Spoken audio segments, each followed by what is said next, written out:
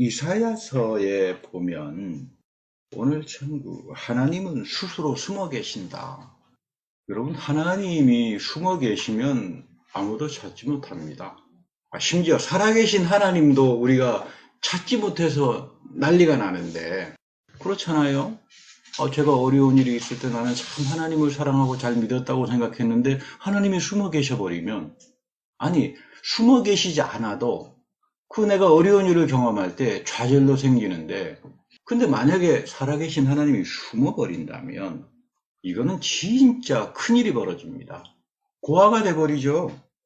지금 이스라엘 백성들은 우리는 하나님의 자녀야, 그 말씀 잘 지키고 살아, 굉장한 이 영적인 프라이드가 있습니다. 바울도 로마서에서 말하잖아요. 이들에겐 조상들의 믿음이 있고 예언자들을 통한 약속이 있고, 하나님의 약속과 축복과 이런 거는 철회되는 것이 아니다. 비록 이스라엘이 교만하고 죄를 짓더라도 예수 그리스도 안에서 다 회복시키신다, 이런 말씀을 하시는데, 바울 선생은 오늘 11장 22절에서 엄청난 말씀을 하는 거죠. 그런데 이 이스라엘이 하나님으로부터 찍힘을 당했다. 이거 엄청난 이야기입니다. 하나님의 약속과 구원은 철회가 되지 않는데 찍어버렸어요. 아우, 저 이스라엘 사람들 꼴 보기 싫은데 정말 잘 됐네, 박수 칠 이유가 없습니다. 하물며 이스라엘도 그러는데 너희들은 격가지다. 너희들이 세상의 가치를 쫓아다니고 이스라엘처럼 가게 되면, 이렇게 교만한 이스라엘로 가게 되면 너희들도 찍힌다, 그 말이에요. 굉장히 중요한 말씀입니다. 아주 중요한 말씀입니다. 결국 그 이유는 뭘까? 하나님 말씀에 순종하지 않았고 믿지 않았다. 그 믿음이라고 하는 게 이토록 중요한 거로구나. 근데 그 믿음이 뭘까? 만약에 이스라엘 백성들이 구약의 예언의 말씀을 제대로 알았다면 당연히 예수 그리스도를 메시아로 믿을 수밖에 없고, 나중에 그게 안 되더라도 예수 그리스도가 부활하셔서 우리에게 영원한 생명을 주셨다라고 하는 그 믿음을 가질 수 있어야 되는데, 이런 하나님의 인자하심, 하나님의 은혜 다 무시해버린 거죠. 그래서 우리 바울의 구원의 교리는 은혜로 택하심을 따라 남은 자들이 믿음을 통해서 구원 얻는다, 이렇게 말합니다. 이거를 요약하면 믿음으로 구원 얻는다, 이렇게 표현하지만 여러분, 그 말의 전후의 뜻을 잘 이해해야 합니다. 어떤 분이 찾아와서 목사님 무슨 말씀을 그렇게 하십니까? 눈을 부라리고 오늘 보니까 주의 이름을 부르는 자는 다 구원을 얻는다 그랬는데, 뭐 죽기 전에 그냥 주의 이름을 부르고 예수 믿기만 하면 끝나는 거지 뭐 이렇게 말씀하십니까? 그래서 제가 그런 이야기를 했습니다. 저기 본문을 다시 한번 보시죠. 형제는 하나님이 예수 그리스도를 부활하신 걸 믿으세요? 못 믿는데요. 그리고 죽으면 당신도 그리스도의 부활의 형상을 입고 영원한 생명으로 간다는 걸 믿으세요? 못 믿는데요. 근데 자기는 구원받았대요, 입으로 시인하면. 여러분, 지금 사도 바울은 지금 이 이야기 하는 거 아닙니다. 우리는 너무 자기 보고 싶은 성경만 보고 살아요. 그러다가 보니까 찍힘을 당하는 겁니다. 착각하는 거죠. 그 옛날에 이스라엘 백성들이 착각해서 우리가 너무나 잘 믿고 있어, 똑같은 우를. 그래서 하나님 앞에 찍힘을 당해버리는데, 우리는 지금 그 찍힘의 당함의 자리에 서면서 바리새파들처럼 말씀은 갖다 붙이는데 그 말씀이 뭔지를 이해를 못합니다. 오늘 이사야는 바로 이 부분을 이야기하는 거예요. 이사야서 45장 15절에서 하나님은 숨어 계신다. 어떤 사람들에게 숨어 계시는가? 너 같은 인간들에게 숨어 있다, 이 말이에요. 정신 차려라. 하나님을 믿지 않는 사람에게 숨어 계시는 것이 아니라 가장 잘 믿는다고 자부하는 사람에게 나는 너에게 숨어 있다, 이렇게 말하면 이거는 상당히 심각해지죠. 왜 이스라엘이 지금 이 엄청난 심판의 말씀을 하는 걸까? 이런 예언의 말씀을 하는 걸까? 하나님이 숨어 계신다면 이스라엘의 신앙이라고 하는 건 뭘까? 만일 내 인생 속에서, 내 믿음 속에서도 하나님이 숨어 계신다면 나의 믿음은 뭘까? 이거 뭐 아무것도 아니죠. 믿음이라고 하는 그래서 내 의지로 시작되는 게 아닙니다.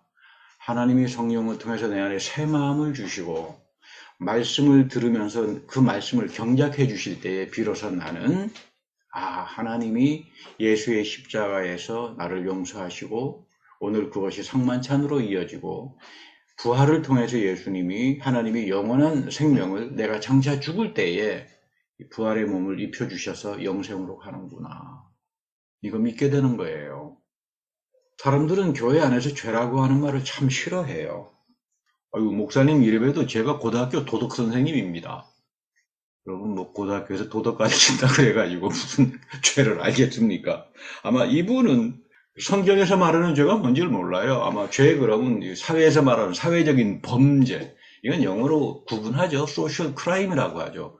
우리말로 번역에는 다 죄지만, 그건 소셜 크라임이죠. 사회적 범죄고, 성경에서 말하는 죄는 sin, 영적인 죄예요.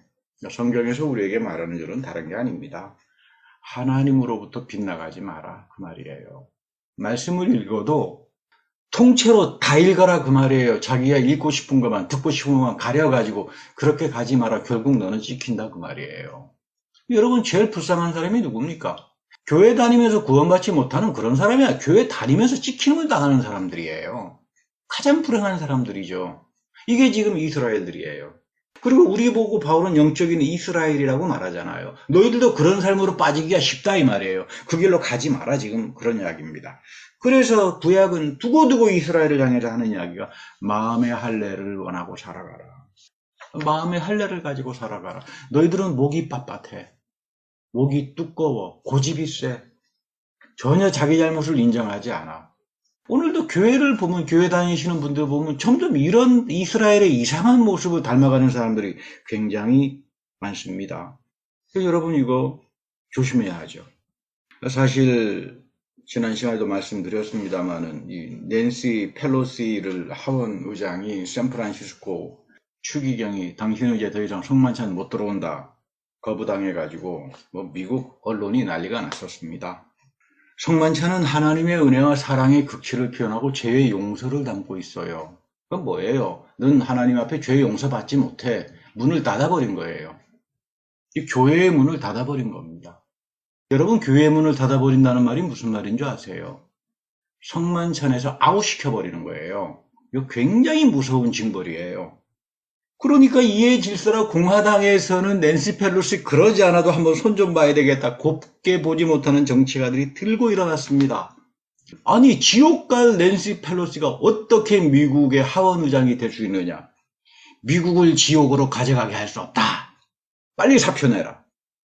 그래서 지금 이 낸시 펠로시가 사표를 내기도 그렇고 아니 지옥 갈 사람이 미국을 지옥으로 인도하면 되겠습니까? 막 들고 일어납니다. 지옥 갈 사람이 미국을 이끌어가서는 안 된다. 고민 하다가 로마에 가서 자기 고향이 이태리잖아요. 고향 방문하는 김에 교황을 알련하고 교황으로부터 직접 성만찬을 받았습니다.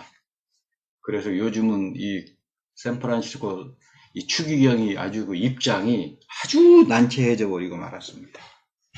그래서 이 샌프란시스코 추기경이 따졌죠. 아니 교황님 저는 교단의 규정대로 낙태법을 지지하는 낸시 펠로시에게 교회의 영적인 지도자로서 가치가 없다. 그래서 이런 말씀의 가치로 해치는 사람은 구원받을 수 없다. 그래서 저는 아웃시켰는데 더 이상 당신은 가톨릭교회 못 들어온다. 이거를 교황께서 성만찬을 대신 줘버리면 나는 뭐가 됩니까? 그럼 내가 사표를 내야 되겠습니까? 이것도 복잡하게 됩니다. 근데 저는 이 교황의 태도가 참 좋은 것 같아요. 추기경 위에 하나님의 은혜가 있는 거야. 교황 위에 하나님의 죄의 용서와 은혜가 있는 거지. 교황이나 추기경이 자기 멋대로 자기 마음에 안 든다고 말씀을 어겨서 죄를 지었다 그래서 구원해서 아웃시키는 거는 바람직한 건 아니다. 그리고는 이제 낸시 펠로시에게 당신도 가톨릭 교인이라면 교회의 가르침에 대해서 좀 제대로 잘 하고 함부로 경거망동하지 마라. 그래서 그 낸시 펠로시가 교황 앞에서 눈물을 흘리면서 모르겠습니다. 눈물을 흘렸는지 안 흘렸는지 모르겠는데 마음의 할례를 받았다. 이제 그런 기사를 제가 읽은 적이 있습니다. 이런 논쟁 보면 참 많은 생각을 하게 됩니다. 여러분 성만찬은 카톨릭만큼이나 소중하게 여기는 게 장로교, 루터교, 송공회, 감리교는 카톨릭 이상으로 성만찬을 소중하게 여겨요. 여러분 착각해서는 안 됩니다. 이게 왜냐면 하나님의 축복과 은혜뿐만 아니라 우리 마태복음에 보면 거기 하나님께서 죄를 용서하신다라고 하는 말씀이 들어가 있잖아요. 여러분 성만찬이 굉장히 중요한 거죠. 그 성만찬을 통해서 내가 늘 하나님으로부터 죄를 용서받고 내가 축복의 길로 가는구나. 우리 특히 장로교에서는 뭐 저는 장로교 신학을 공부하는 사람이니까 그 칼빈 같은 경우는 항상 성령으로 그리스도가 오셔서 우리를 충만하게 해주신다. 그러니까 여러분 성령은 어디 가서 받는다고요? 뭐 산에 올라가서 뭐 기도 열심히 하고 2시간, 3시간 기도해서 성령 받는 게 아니라 성만찬에서 성령 받는 거예요. 그러니까 우리가 성만찬에 대해서 소중하게 여기는 거죠. 뭐 심지어 칼바르트 같은 경우는 더 이야기합니다. 부활의 그리스도가 이 시간 성령으로 오셔서 우리에게 떡과 포도주를 나눠주시고 우리를 위해서 축복의 기도를 하신다. 그러니까 여러분 이게 예배에 다시 말하면 최고의 영광의 자리인데 이거를 여러분 아웃시켜 보세요. 그런가 하면 오늘 너무나 답답한 게 개신교 안에서 성만찬은 무슨 게 뭐 카톨릭이다. 그 좀 알고 말들을 해야 되는데 이런 너무 무식함들이 그 사람이 살아가는 영적인 소중함과 구원과 축복에서 찍힘을 당하게 하는 거예요. 하나님은 우리에게 명령하신 분으로 나타나요. 그러면 우리는 그 명령 잘 듣고 새겨들어서 그대로 행동하면 됩니다. 주의 이름을 부르는 자는 구원을 얻으리라. 요 말만 싹 빼가지고요. 그러니까 내가 입으로 시인하면 다 끝나는 거다. 여러분 이렇게 성경을 읽으면 큰일 난다 이 말이에요. 곰곰이 들어보면 하나님께서 바울을 통해서 뭐라고 합니까? 부활을 믿으면 내 마음으로. 여러분 부활을 어떻게 믿습니까? 여러분들이 정말로 마음으로 진정으로 그리스도가 부활했다 믿는 사람은 구원받은 사람이에요. 마음으로 새 마음으로 믿어진다 이 말이에요. 그거는 내 의지를 가지고 믿는 게 아닙니다. 성령이 믿게 하시는 거죠. 그리고 나도 이걸로 끝나는 것이 아니라 죽을 때 그리스도 부활의 몸을 내 영에 입겠구나. 그리고 하늘의 신령한 예배 우리가 영원한 생명을 가지고 그 복락을 누리겠구나. 그렇게 믿은 사람들은 이거를 시인합니다. 나는 그리스도의 부활을 믿습니다. 그리고 내가 살 거를 믿습니다. 영원히 살 것을 믿습니다. 여러분 맨날 이거 입으로 시인하잖아요. 어디서? 사도신경에서. 이들에게 구원이 있다는 말이죠. 그 압두전을 다 빼버리고 입으로 시인하면 죽기 5분 전에 땡 하면 다 구원받는 거 아닙니까? 그거는 사도 바울의 가르침도 아니고 찍힘을 당하려고 하는 사람들의 가르침이에요. 여러분 조심해야 됩니다. 이 마지막 때. 오늘 그 누가복음 14장 11절에 가면 예수님께서 아주 중요한 말씀을 하죠. 자기를 높이는 자는 낮아진다. 자기를 낮추는 자는 높아진다. 이상하죠? 우리가 사는 세상은 전혀 다르게 말합니다. 뭐 세상은 자기 PR도 잘하고 높여야 높여지잖아요. 낮아지는 상태로 살면 우습게 생각하고 함부로 돼야죠, 세상이. 그래서 사람들이 학식도 가져보려고 하고 돈도 권력도 가져보려고 아주 많은 애를 씁니다. 없으면 무시당한다. 근데 이런 세속적인 마음을 그대로 가지고 교회에 들어오면 망하고 맙니다. 하나님이 원하지 않으세요. 하나님이 이런 사람들에게 숨어버린다 이 말이에요. 은혜를 거두어 버리신다. 오늘 예수님은 믿음 생활은 혼인잔치에 참여하는 것과 똑같아. 그러니까 우리의 믿음 생활을 예수님께서 말씀하시는 대로 쫓아가야 되겠죠? 혼인잔치에 가면 아마 이스라엘 백성들은 상석이 있고 화석이 있어요. 말석이 있어요. 아무래도 상석에는 좋은 음식도 좋은 포도주도 좋은 뭐 지체 높은 사람들이 거기에 앉겠죠. 근데 뭐 말석에 앉으면 먹을 것도 제대로 없습니다. 그런데 참된 영광은 혼인잔치에서 제가 말석에 앉아 있는데 아유 목사님 왜 여기 앉아 계십니까? 상석에 앉으셔야죠. 이거는 영광과 존귀를 말합니다. 그런데 제가 떡하니 가서 상석에 딱 앉아 있는데 주인이 와가지고 아이 목사님 그 자리 목사님 자리 아닌데요. 저 맨 밑에 말석인데요. 그러면 이거 수치를 당합니다. 믿음 생활도 똑같은 거예요. 근데 더 기가 막힌 이야기는 14절에 가면 가난한 사람들, 몸이 불편한 사람들, 아픈 사람들을 초청하라.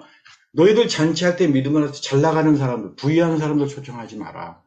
왜냐하면 부유한 사람들 초청하면 이 사람 고마워요. 우리 나중에 밥 한 그릇 제가 더 사지요. 이렇게 다 보응을 받잖아요. 근데 가난하고 어려운 사람들 초청하면 이 사람들은 보응을 하지 못합니다. 이거 지금 무슨 말씀이에요? 굉장히 소중한 말씀이죠. 예수님께서 왼손이 하는 일 오른손이 모르게 해. 또는 오른손이 하는 일을 왼손이 모르게 해라. 왜? 너희들의 모든 선행은 누가 보응한다? 하나님이 보응하죠. 의인들이 부활할 때, 엄청난 의인들이 부활할 때, 이 의인들의 부활이라고 하는 건 우리 예수님이 이스라엘의 전통에서 이야기하는 거죠. 마지막 때 하나님께서 모든 사람들을 살려내서 심판의 자리로 갈 때 하나님이 너를 보응할 거다. 이거 엄청난 보응입니다. 여러분들이 하는 봉사, 여러분들이 하는 헌신 모르게 하세요. 우리 교회도 정말로 알지 못하게 지금까지 8년 동안 참 숨어서 말없이 물질로 기도로 도와주신 분들이 참 많습니다. 나는 이분들에게 이 예수 그리스도의 축복이 있다는 걸 믿고 살아갑니다. 숨어 계신 하나님은 누구에게 드러내시는가? 이런 사람들이에요. 하나님 앞에서 낮아지고 믿음 생활을 복되게 하는 사람들, 오른손이 하는 것을 왼손이 모르게 하는 사람들, 이런 사람들을 통해서 하나님께서 숨어 계신 하나님이 살아계신 하나님으로 친히 드러내시는 겁니다. 우리 아가서 2장 17절 이하를 보면 재미있는 표현이 하나 나옵니다. 포도원을 헐어버리는 작은 여우를 잡으라. 포도원을 헐어버리는 작은 여우를 잡으라. 이 말은 뭐냐면 하나님은 여러분들을 뭘로 보나 하면 포도나무처럼 봐요. 여러분, 포도나무는 목적이 뭡니까? 열매를 맺잖아요. 하나님의 축복의 열매를 맺잖아요. 하나님의 축복의 열매는 하나님께서 원하는 대로 보응해 줄 때 열매를 맺는 겁니다. 내가 특별한 봉사를 많이 해서 내가 특별한 무슨 일을 잘해가지고 교회 안에 특별석에 앉았다 그래가지고 열매를 맺는 게 절대 아니에요. 오히려 찍혀버리고 맙니다. 근데 하나님은 여러분들을 이스라엘을 국상품 최고의 포도나무로 심었어요. 근데 결과가 형편없다 이 말이에요. 여러분들도 국산품으로 심었습니다. 예수 그리스도의 십자가라고 하는 부활, 이 하늘의 신령한 보화로 우리를 심어줬습니다.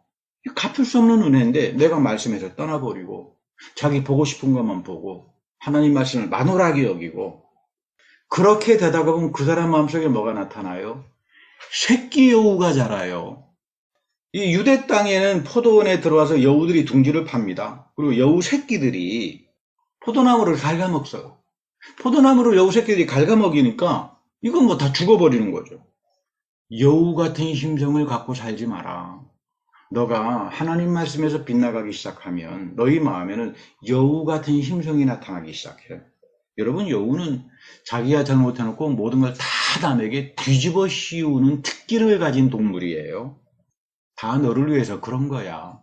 그래서 야가 빠진 짐승이라고 합니다. 가장 얌체의 짐승이라고 그러죠. 내가 너를 사랑해서 그렇게 했을 뿐이야. 이 바리새파들의 특기입니다. 여우 새끼의 멘탈리티들이에요. 이게 결국 여러분 나라 망하게 하는 겁니다. 여러분 세상을 살다 보면 선의를 가지고 해도 난 참 선량한 마음을 가지고 해도 오해를 낳는 경우가 많아요. 지난번에 말씀드렸습니다만은 제가 선배에게 한국에 있는 선배에게 참 최선을 다해서 일을 도와줬는데 오히려 뭐 고마움도 모르고 화를 벌컥벌컥 내고 말이죠. 그리고 아니면 말고 미안해하지도 않아요. 야, 사람이 어떻게 저런 여우심성을 가지고 있나?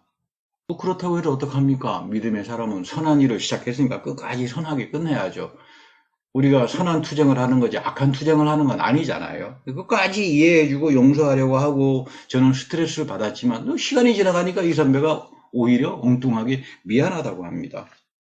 자기가 잘못했대요. 이 말 들으니까 그동안 그 씩씩거렸던 화가 다 사라져요. 이걸로 끝나면 좋은데 심지어 나에게 선물까지 보내온대요. 이쯤 되면 여러분 할렐루야 하지 않겠어요? 그런데 제가 이런 사건을 경험하면서 한 가지 아주 중요한 것을 깨닫습니다. 하나님도 그러시겠구나. 회개를 하는 자를 영접하고 선물과 잔치로 채워주신다는 것이 이런 뜻이로구나. 하나님의 신령한 세계가 열린다는 것, 숨어 계신 하나님이 우리에게 열리는 것은 용서하고 이해하고 긍휼을 베푸는 데서만 나타나는 거로구나. 이것을 깨닫게 되는 겁니다. 우리는 하나님의 용서를 어떻게 받을 수 있지? 죄를 뉘우치면 용서받는 거죠. 그렇지 않습니다. 여러분, 죄의 용서는 쉬운 게 아닙니다. 그게 그렇게 쉬운 거라면 뭐하러 교회 나옵니까? 교회 나올 필요 없이 그냥 집에서 그냥 뉘우치면 되는 거죠. 하나님으로부터 갚을 수 없는 탕감을 받은 사람은 자기에게 조그만한 빚을 진 친구를 용서 못해서 다시 감옥에 갇혔습니다. 찍힘을 당했어요. 이스라엘 백성들처럼. 그 엄청난 은혜를 입었는데도 찍힘을 당했다고요. 왜 그랬을까요? 성경이 말하는 용서를 단순 무식하게 생각해서 그런 겁니다. 하나님은 용서하시는 분이에요. 그러나 아무렇게 용서하지 않습니다. 하나님은 우리를 예배 속에서 용서하시고, 목사님 나는 뭐 교회 안 가도 집에서 빡세게 기도하면서 그 소리 지르면서 다 회개하고 용서받습니다. 여러분, 회개가 나의 의지와 판단으로 할 수 있는 거라면 뭐 교회 다닐 필요가 없죠. 믿음 뭐하러 필요합니까? 그렇지 않습니다. 성령을 통해서 나에게 새 마음이 오고 믿음이 주어져서 내 속에 있었던 새끼 여우와 같은 간악한 생각들과 잘못된 생각들이 물러가기 시작해서 경청하는 마음을 가지고 시작할 때부터 나는 남을 정죄하기 싫어요. 나에게 아무리 나쁜 짓을 해도 판단하기 싫습니다. 관대하게 보고 싶고 하나님의 자리를 대신하고 싶지 않습니다. 이것을 믿음의 축복이라고 합니다. 여러분, 이 길을 붙들고 살아야 합니다. 그런데 하나님은 나를 나만 사랑하시는 것 같아. 나는 항상 은혜가 충만해. 그래놓고는 사람 함부로 대하고 목이 굳어지고 마치 마음속에 그리스도의 마음이 아니라 새끼 여우와 같은 마음을 가지고 사는 사람들은 하나님은 숨어 계시고 이들은 찍힘을 당합니다. 우리는 하나님 앞에서 새로운 피조물로 살아가는 사람들이에요. 그리스도의 부활의 영광이 나에게 나타납니다. 그리고 우리는 주의 이름을 시인하면서 구원을 얻을 겁니다. 그럴수록 우리는 성령의 은사를 사모하고 하나님의 용서를 사모하고 늘 신령한 세계에 다가가는 그런 복된 성도님들이 되기를 축복합니다.